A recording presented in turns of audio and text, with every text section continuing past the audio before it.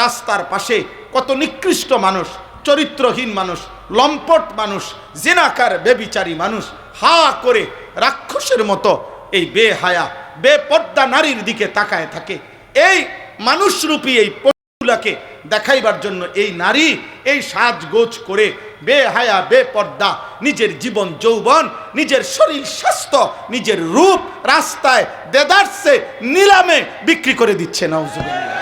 আহা নারী, হায় বেপর্দা নারী, তোর জীবনের উপরে ঘৃণা, থুতু তোর জীবনের উপরে, থুতু থুতু তোর। যে নারীর ইজ্জত নাই, যে নারীর পর্দা নাই, যে নারীর সতীত্বের কদর নাই, যে নারীর আব্রু হেফাজত করা, নিজের লজ্জা নিজের সতীত্বের হেফাজত যার মধ্যে নাই কলিজার ভিতরে।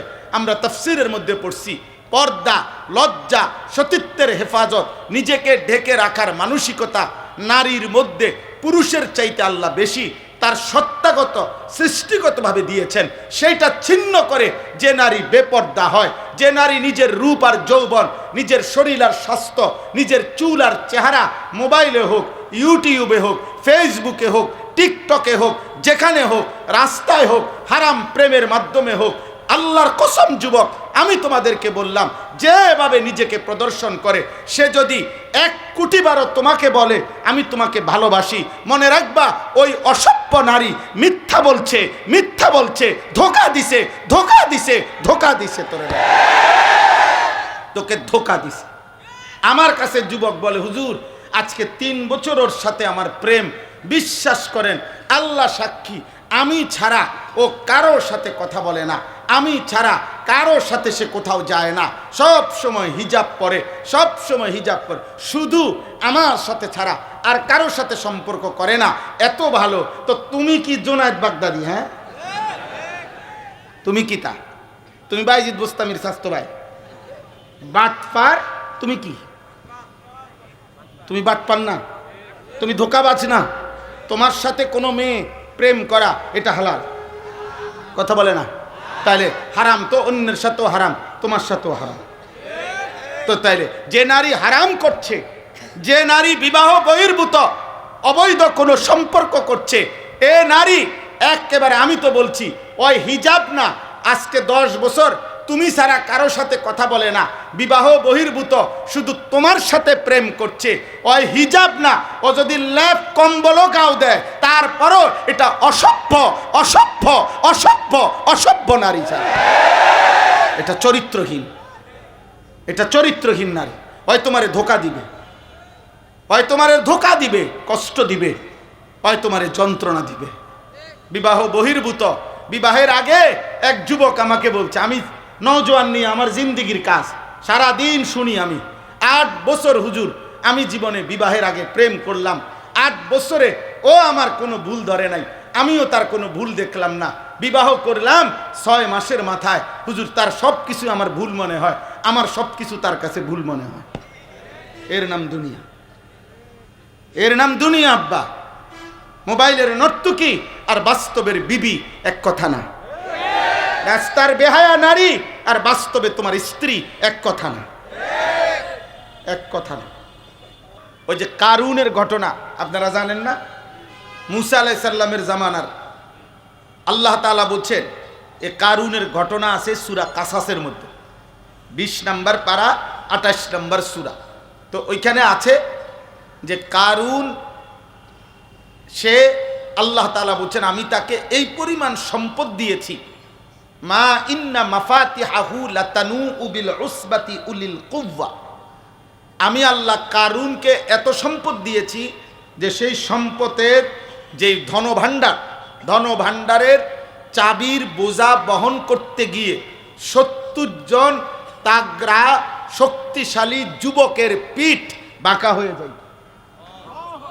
মূল তাফসীর হলো এটা, শক্তিশালী যুবক, আর ইসরায়েলি আয়াত হলো 70টা উট, কিন্তু বিশুদ্ধ তাফসীর হলো 70 জন যুবক। আচ্ছা, তো এই 70 জন যুবকের পিঠ বাঁকা হয়ে যেত চাবির বোঝা বহন করতে গিয়ে। আল্লাহ তাআলা বলেন এই পরিমাণ সম্পদ আমি কারুনকে দিয়েছি। দিয়ে আল্লাহ কারুনকে 4টা কাজ করতে বলছে সমস্ত সম্পদের দ্বারা। আল্লাহ বলছেন তোমার কাছে আমি 4টা জিনিস চাই।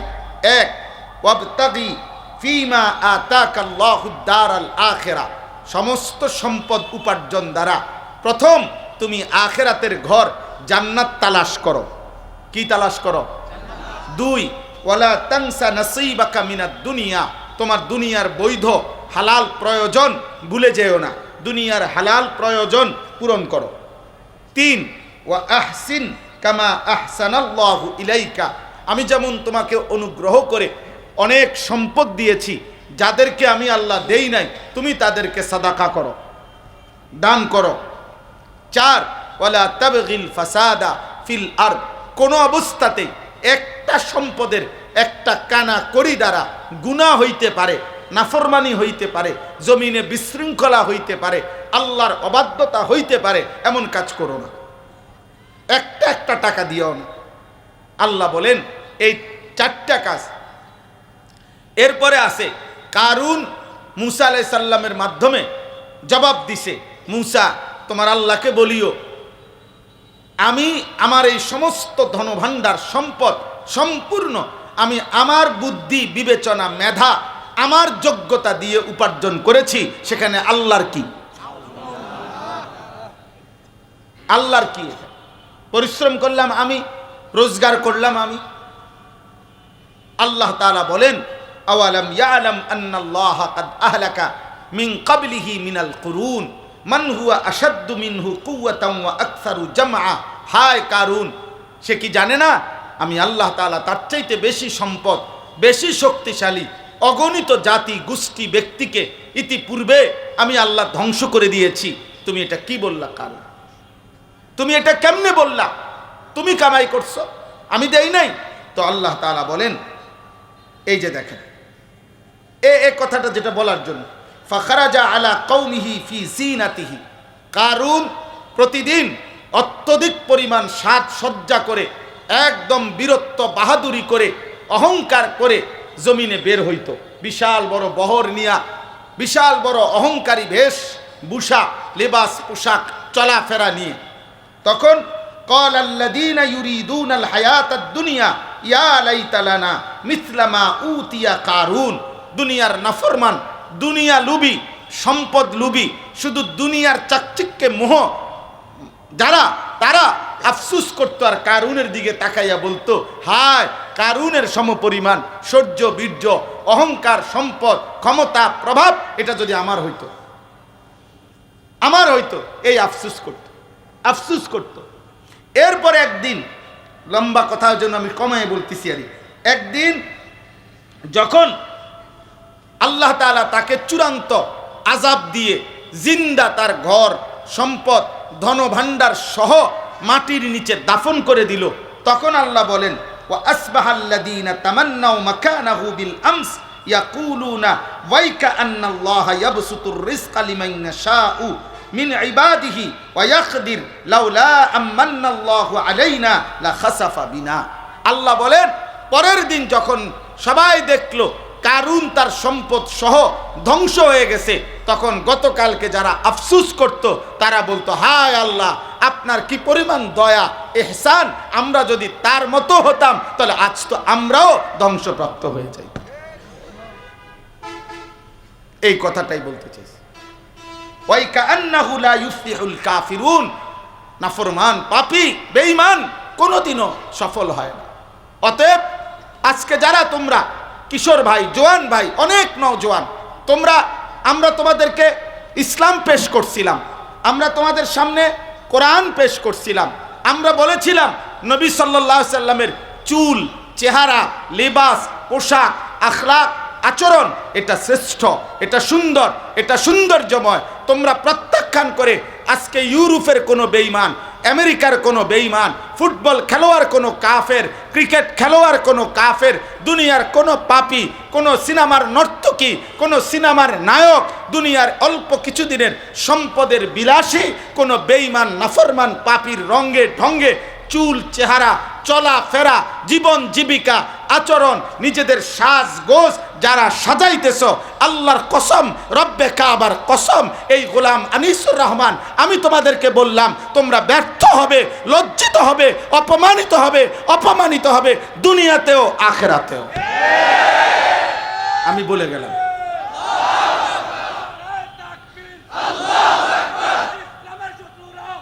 আমার এই কথা তোমরা মনে রাখো আব্বা। আমি সাফ কথা বললাম, বেঈমান কোনোদিন তোমা করে আপন করবে না, আপন করবে না। তোমরা যারা কাফের বেঈমানের মতো চুল চেহারা, খোদার কসম বেঈমান সুযোগ পাইলে গুলি করতে গিয়ে প্রথম তুরব করবে, ছেড়ে দেবে না আব্বা। তুমি যদি সেদিন চিল্লাইয়াও বলো যে গত 365 দিনে আমি কোনো দিন একদিনও 5 ওয়াক্ত নামাজ পড়ি নাই, আমি সেই মুসলমান যে কোনো দিন ফজরের নামাজ পড়ি নাই, যে কোনো দিন পেশাব করে পানি নেই নাই, যে নারী ছাড়া, জিনার ছবি ছাড়া, অশ্লীল উলঙ্গ দৃশ্য ছাড়া আমার জীবনটা আমি কাটাই নাই, আমি মদ ছাড়া, মাতলামি ছাড়া, আমি নারী ছাড়া, জিনা ছাড়া, আমি অসভ্যতা ছাড়া, নোংরামি ছাড়া, আমি সুদ কিস্তি ছাড়া জীবনে কোনো লেনদেন করি নাই, কোনো কিছুতেই খোদার কসম বেঈমান তোমাকে ছাড়বে না। বেঈমান তোমার বুকেও করবে, আমার বুকেও করবে। এটাই সত্য, এটাই সত্য। আল্লাহ তাআলা বলেন হাসরের ময়দানে যার আমল নামা বাম হাতে দেয়া হবে, এটা দিলেই, আপনি নিবের সিস্টেম নাই, ফেরেশতাই দিবে, দিলেই ওই ব্যক্তি কি করবে, মানে লোকটা আমল নামা হাতে বাম হাতে পেয়েই কি বলবে? আল্লাহ তাআলা বলেন সে বলবে ফায়াকুলু ইয়া লাইতানি লাম উতা কিতাবিয়া। তৎক্ষণাৎ নাফরমান চিৎকার দিবে আর বলবে হায় আমার মন্দ কপাল, আজ আমল নামা যদি আমার হাতে না দিত। 1 2 ওয়ালাম আদরি মা হিসাবিয়া, হায় হায় আজ এই হিসাবের দিনে যদি আমি উপস্থিত না হতাম, উপস্থিত না হতাম। 3 ইয়া লাইতাহা কানাতিল কাদিয়া, হায় আফসোস আমল নামা আমার হাতে দেওয়ার আগে আমার যদি মৃত্যু হয়ে যেত, মৃত্যু হয়ে যেত। 4 মা আগনা আন্নি মালিয়া, হায় আফসোস আমার সারা জিন্দিগির উপার্জন অর্জনকৃত মাল আজ আমার কোনো কাজে আসলো। এরপরে হালাকা আন্নি সুলতানিয়া, আমার বাদশাহী, আমার ক্ষমতা, আমার শক্তি, আমার যৌবন, আমার সামর্থ্য, আমার প্রভাব, আমার যত অহংকার সব কিছু আজ শেষ হয়ে গেল। খোদার কসম ভাইয়া, নাফরমান তো এটা বলবে মাতালের মতো, বাম হাতে আমল নামা পাইয়া এই আবল তাবল কথা বলা শুরু করবে।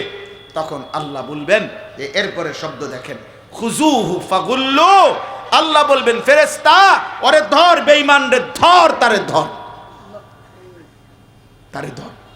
ফাগুল্লুহু, ধরে তারে এবার বেঁধে ফেল, তারে বাঁধে, টাইট করে বাঁধে দে, বাঁধে তারে, কোনো কথা নাই, বাঁধ তারে। সুম্মাল জাহিমা সাল্লু, অতঃপর আল্লাহ বলবেন ওরে বাইদা জাহান্নামে লাথি মাইরা ছুঁড়ে মার দে, ফেলাই দে, ওরে বান দিয়া ফেলাই দে জাহান্নামে। সুম্মাল জাহিমা সাল্লু, অতঃপর জাহান্নামে ছুঁড়ে মার।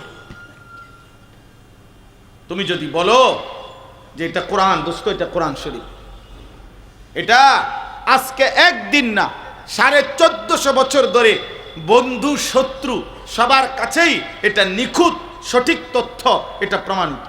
ইমানদারের কাছেও এটা সঠিক, কাফের বেঈমান মুশরিকরাও এটার প্রতি অক্ষরের উপরে হাজার লক্ষ অনুবীক্ষণ দিয়া পরীক্ষা নিরীক্ষা করছে, সর্বোচ্চ মেধা খাটাইয়া এই পৃথিবীর সমস্ত বেঈমান কোরআনুল কারীমের উপরে গবেষণা করেছে, কিন্তু এক শব্দ, এক বিন্দু ভুল, অযৌক্তিক, অবাস্তব, অপ্রাসঙ্গিক এটা প্রমাণ করতে পারে নাই। অতএব এটাই সত্য, এখানে যেটা বলছে এটাই হবে। কোনটা হবে? এটাই। কোরআন যেটা বলেছে সেটাই হবে। নেতা যেটা বলছে এটা হবে না, কর্মী যেটা বলছে এটা হবে না, দল যেটা বলছে এটা হবে না। কথা কথা লড়সড় হয়ে যায়। গত সপ্তাহে একটা কইছে, ওখানে আর একটা কয়, সামনে আর একটা। আমনে শেষ 12 তারিখ সকাল পর্যন্ত শুনবেন আরো কত যাত্রার কথা। হ্যাঁ, কে কতটা ডিগবাজি দিছে 12 তারিখ পর্যন্ত দেখবেন, শুধু দেখবেন ডিগবাজি, শুধু ডিগবাজি দিছে। শেষ পর্যন্ত আগামাতা পাইতেন না, খুঁজেও পাইতেন না। আমার আখেরাত আমার, আমার কবর আমার, আমার হায়াত আমার ভালো থাকা আমার আল্লাহর হাতে, দুনিয়াতেও আখেরাতে। আমরা স্বস্তি পাবো, নিরাপত্তা পাবো, সুখ পাবো, শান্তি পাবো, সমৃদ্ধি পাবো আল্লাহর পক্ষ থেকে। 12 তারিখের আগেও, 12 তারিখের পরেও। কার পক্ষ থেকে? কোন দলের পক্ষ থেকে? কোন দল? আমি বললাম তো যে যেই বিবৃতি দিতে আছে এক একজন, আমার তো মনে হয় আশা করা যায় 12 তারিখ নির্বাচিত যারা হইব তারা 13 তারিখ জনগণের হাতে একটা একটা হেলিকপ্টার দিয়ে দিবে। আমার মনে হয় আর কি যে আল্লাহর রহমতে যেই সম্ভাবনা দেখা যাইতে আছে, আল্লাহু আকবার, এই অটো সিএনজি উড়ে দিয়া প্রত্যেকেরে বলবে যে যার যার হেলিকপ্টারটা দয়া করে আইসা নিয়ে যান। সবাই কি আকাশে উঠতে যান, নিচেরটার জায়গা থাকতো না।